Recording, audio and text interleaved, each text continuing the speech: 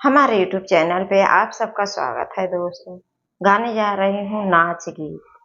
अच्छा लगेगा तो लाइक करना, शेयर करना, सब्सक्राइब करना। देहिया में लगल बड़ा घाम हो, पिया गमछा ओढ़ाई दा। देहिया में लगल बड़ा घाम हो, पिया गमछा ओढ़ाई दा। टिकवा पे लागे नथिया पे लागे, टिकवा पे लागे नथिया पे लागे।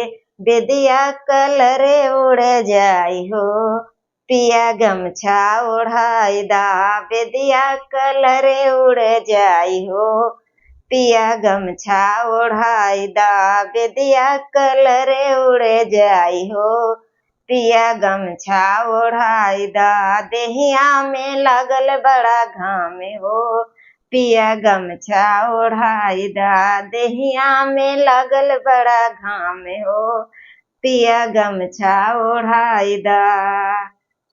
चुड़िया पे लागे कगना पे लागे, चुड़िया पे लागे कगना पे लागे।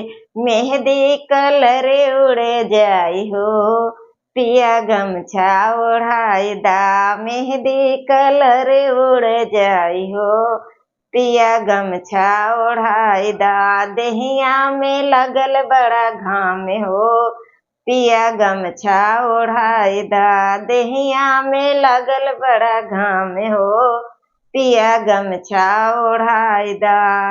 सड़िया पे लागे चुनरी पे लागे, सड़िया पे लागे चुनरियों पे लागे। घुघुटा कलरे उड़े जाई हो, पिया गमछा ओढ़ाई दा। घुघुटा कलरे उड़े जाई हो, पिया गमछा ओढ़ाई दा। देहिया में लगल बड़ा घाम हो, पिया गमछा ओढ़ाई दा। देहिया में लगल बड़ा घाम हो, पिया गमछा ओढ़ाई दा। करधन पे लागे पैलो पे लागे, करधन पे लागे पैलो पे लागे।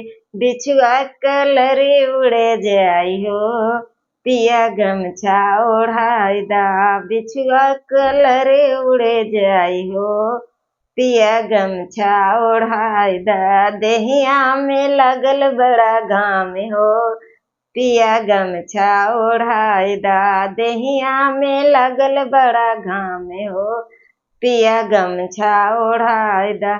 फिर मिलते हैं दूसरी वीडियो।